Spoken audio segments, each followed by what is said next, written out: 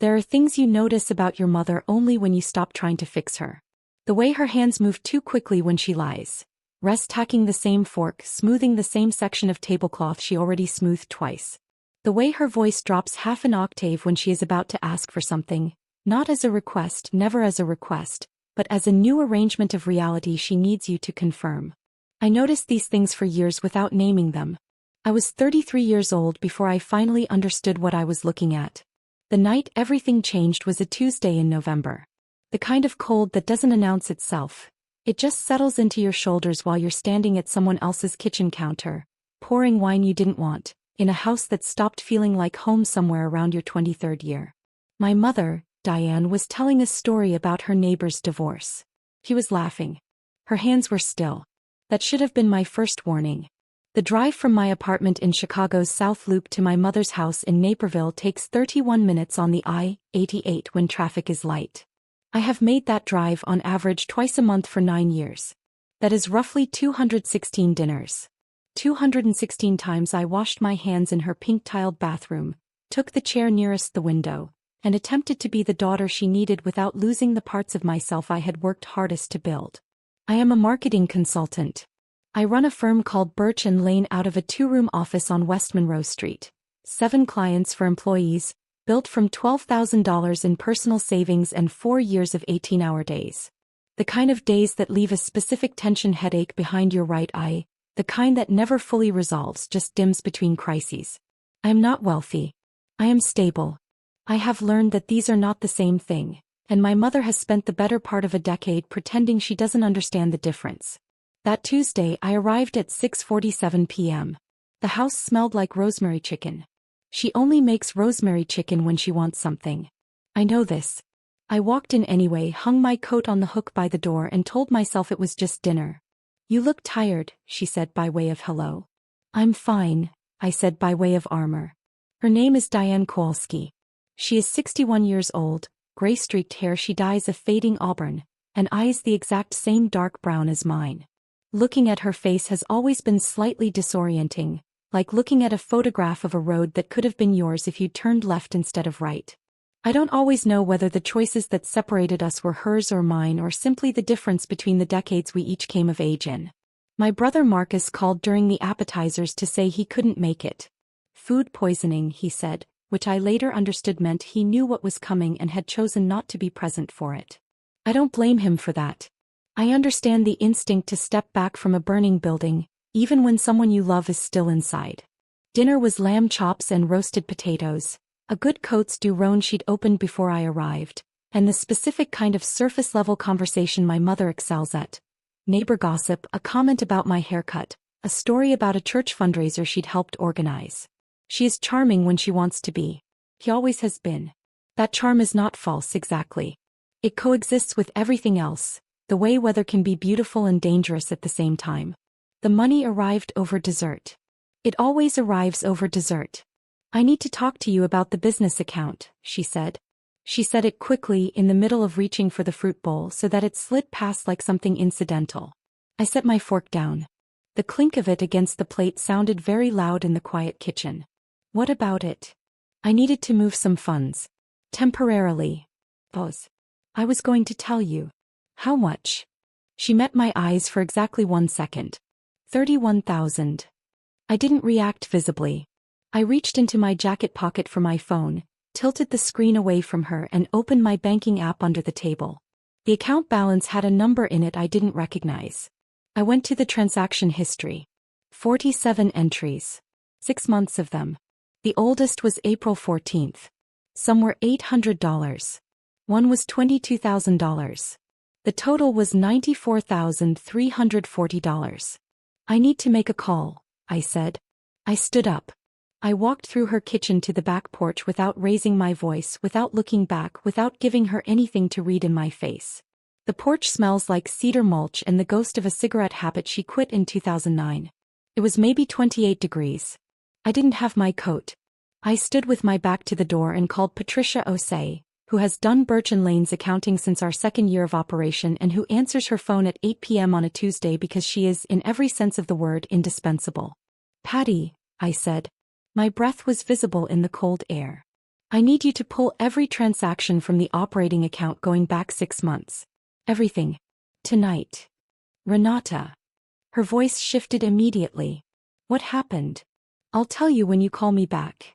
She called me back in 38 minutes. By then my fingers were numb and my mother had come to the porch door twice. And both times I had held up one finger without turning around. Both times she went back inside. She knew what I was doing. She has always known, the way people who have done something wrong always know when the accounting is being taken. Patty's voice on the phone was careful in the way that expensive information always is. Someone had your login credentials. The transfers were initiated from an IP address registered to a residential location in Naperville, Illinois. I stood very still. The cedar mulch smell. The cold pressing into my sternum like a flat hand.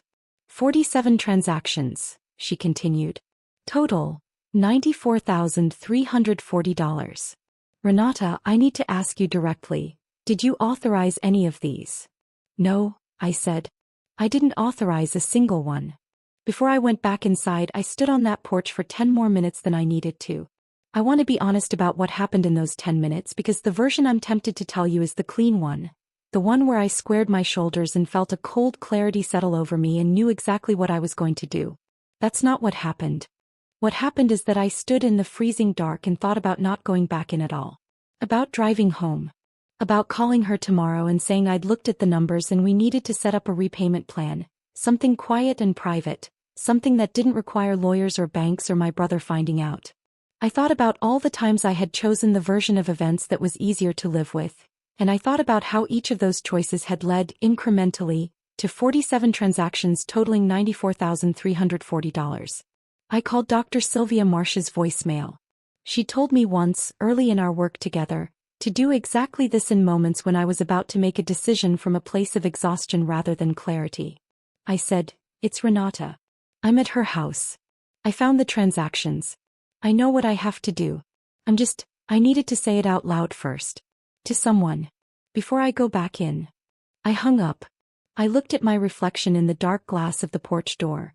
Just a shape, a woman in a blazer holding her phone in the November cold, standing at the exact border between who she had been and whoever came next. I went back inside.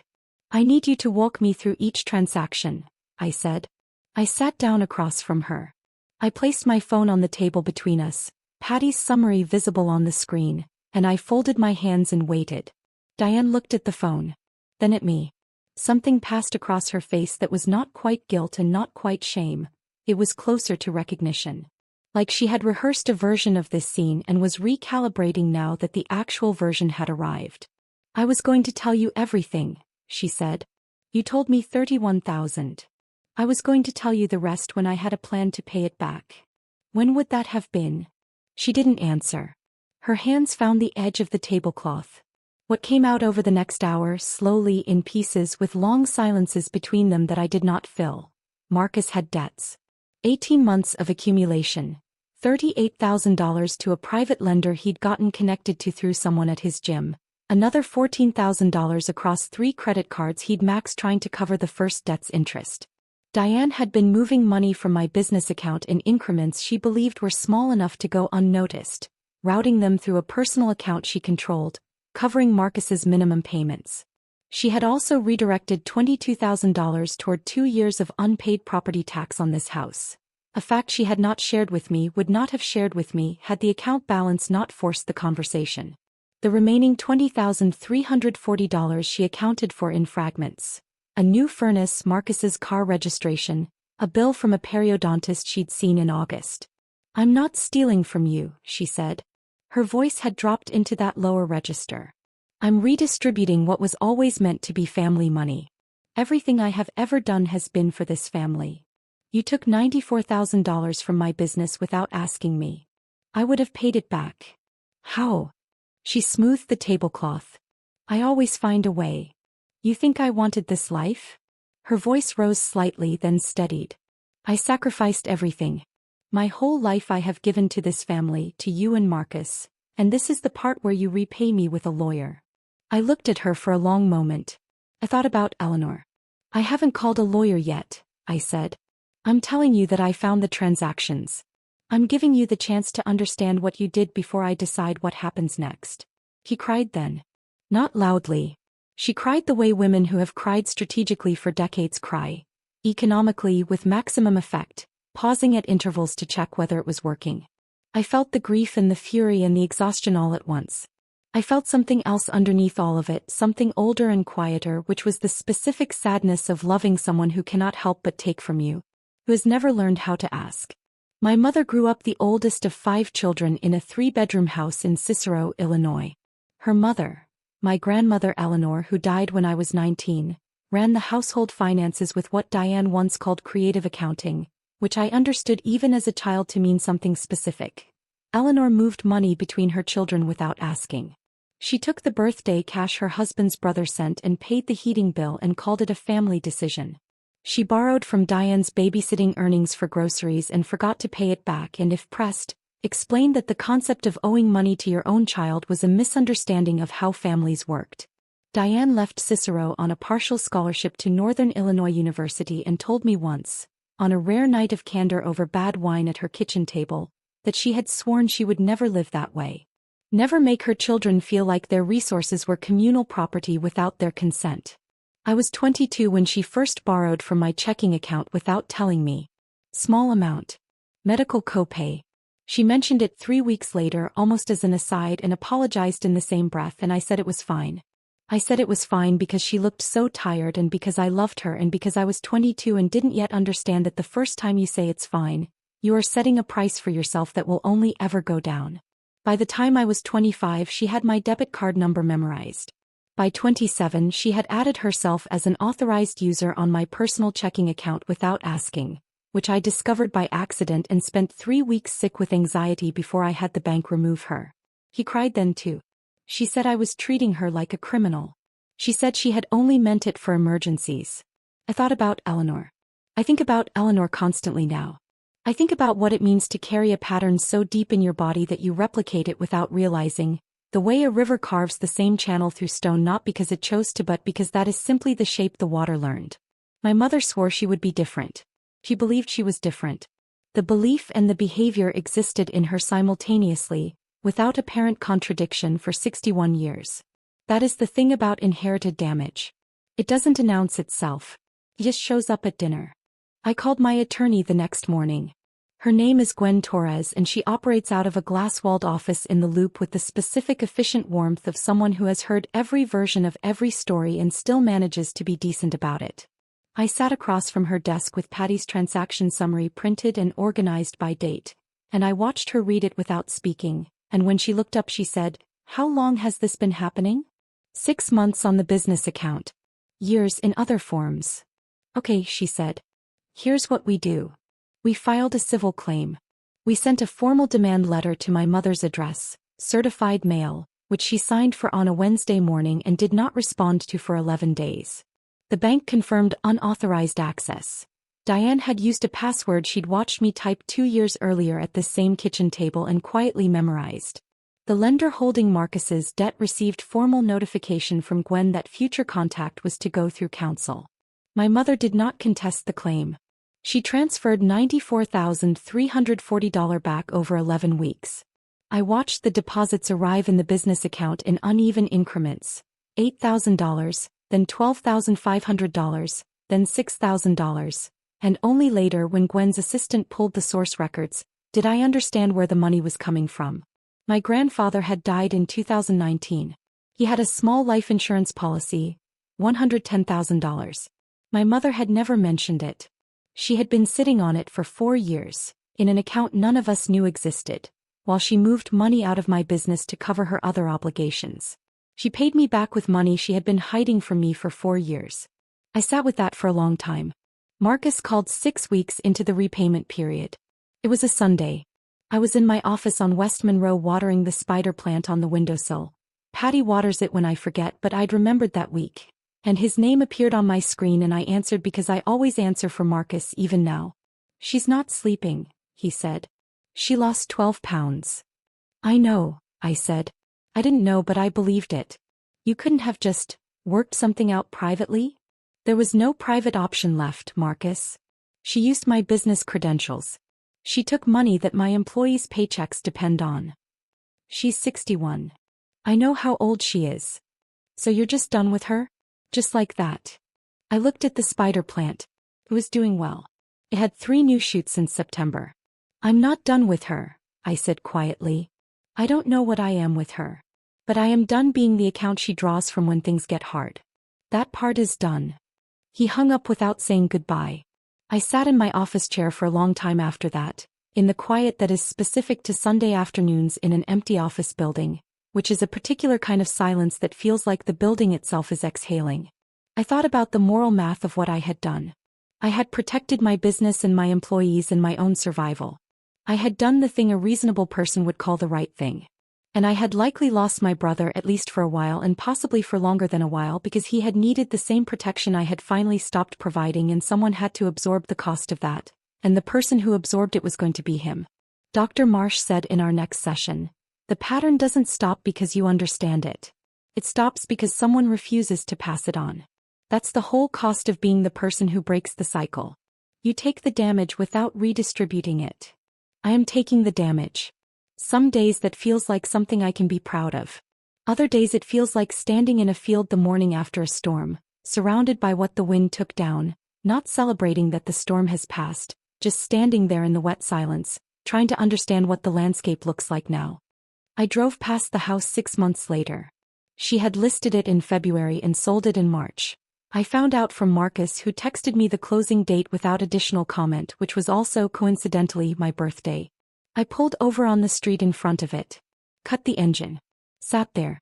Someone had put new curtains in the front windows. Pale blue. The kind Diane always said she wanted but never bought.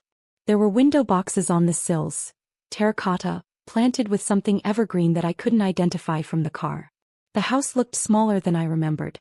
Or maybe I just wasn't working as hard to make it larger. I thought I would feel nothing. I felt everything. Grief and relief wound together so tightly I couldn't locate where one ended and the other began, like the roots of 2 trees that have grown into each other over decades. You cannot separate them without killing both. I felt 33 years of rosemary chicken and the pink-tiled bathroom and 216 drives on the I-88 and the cedar mulch smell of the back porch in the night I stood there in November with numb fingers. And I felt the specific ache of loving someone who took from you not out of cruelty but out of a wound so old she had stopped being able to see it. She was Eleanor's daughter. Eleanor could not help what she taught her. My mother could not entirely help what she learned. I am trying, every day in the small choices that make up a life, not to carry it forward. I started the car. I have 4 employees who showed up to work every week this winter because I did not let the account drain to zero. I have an office with a spider plant that is getting 3 new shoots a season. I have Thursday appointments with Dr. Marsh, who charges $180 a session and has never once told me what to feel, only helped me locate what I actually do. I have a life that is quiet and functional and entirely mine, and it does not smell like rosemary chicken unless I make it myself, which sometimes I do on Sunday evenings alone in my own kitchen because I am allowed to keep the good things. I am not healed. I am not celebrating. But I am here and the business is solvent and the cycle stops with me. The 3 things I know now that I didn't know then. Loving someone and protecting yourself from them are not opposites. Some debts cannot be repaid in money, no matter how many transfers arrive. And you are allowed to grieve the mother you needed without owing forgiveness to the one you got. I am Renata. I broke something that needed breaking. I'm still learning what to build in its place. Have you ever won something from your family and still felt like you lost something you can't name? Tell me in the comments. I read every single one.